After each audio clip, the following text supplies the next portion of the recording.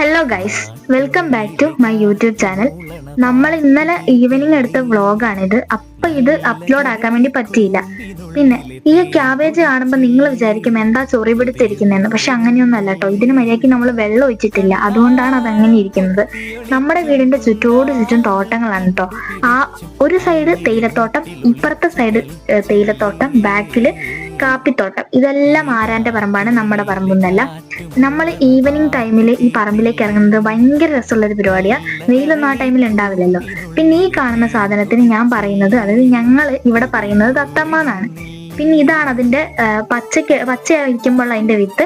അത് ഉണങ്ങി കഴിഞ്ഞിട്ട് ഇങ്ങനെ പൊട്ടി വരും. എന്നിട്ട് അതിന്റെ ഉള്ളിൽ ഇങ്ങനത്തെ ഒരു സംഭവം ഉണ്ടാവും. നമ്മൾ ചെറുപ്പത്തിൽ ഇങ്ങനെ ഇത് കയ്യിൽ ഇങ്ങനെ എടുത്തിട്ട് ഇങ്ങനെ ചെവിന്റെ ഇവിടെ ഇങ്ങനെ വെച്ചിട്ട് ഇങ്ങനെ സൗണ്ട് ഇങ്ങനെ കിരിയാന്ന് പറഞ്ഞിട്ടൊരു സൗണ്ട് ഉണ്ടാക്കുമായിരുന്നു. ഇതെന്തോ ഒരു കാട്ടുചെടിയാട്ടോ. പിന്നെ ഞാൻ ഗൂഗിളിൽ സെർച്ച് ചെയ്ത് നോക്കിയപ്പം വായി കൊള്ളാത്തൊരു പേര് അവർ പറഞ്ഞു തന്നിട്ടുണ്ടായിരുന്നു. അത് ഞാൻ ഇപ്പൊ പറയുന്നില്ല കേട്ടോ. പിന്നെ ഞങ്ങളെ പറമ്പിൽ ഇഷ്ടം പോലെ ഉണ്ടാവുന്ന മറ്റൊരു സംഭവമാണ് പാഷൻ ഫ്രൂട്ട്. പക്ഷെ ഇതൊന്നും ആർക്കും വേണ്ട.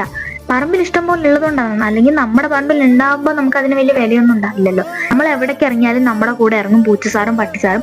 അവരവിടെ കിടന്ന് കളിക്കുന്നതാണ് ഈ വീഡിയോയിൽ ഞാൻ ഉൾപ്പെടുത്തിയേക്കുന്നത്. നിങ്ങളുടെ വീട്ടിലുണ്ടോ ഇങ്ങനെ ചെടി എന്തെങ്കിലും നട്ടുവെച്ചിട്ട് അതിനകത്ത് പൂ ഉണ്ടായി കഴിയുമ്പോൾ അതിന്റെ ഉടമസ്ഥാവകാശം ഏറ്റെടുത്തോണ്ട് വരുന്നവര്? ഞാൻ വെച്ച് എന്റെ വീട്ടിലുള്ള ബാക്കി എല്ലാവരും ഉടമസ്ഥാവകാശം പറഞ്ഞുകൊണ്ട് വരുന്നവരാണ് ഗൈസ്. അതിന്റെ ചേച്ചിയാണെങ്കിലും അമ്മയാണെങ്കിലും പപ്പയാണെങ്കിലും. അപ്പൊ നിങ്ങളുടെ വീട്ടിൽ ഇങ്ങനെ ആരെങ്കിലും ഒക്കെ ഉണ്ടെങ്കിൽ കമന്റ് ചെയ്യുക ഗൈസ്. അപ്പോൾ okay, thank you for watching. Bye guys.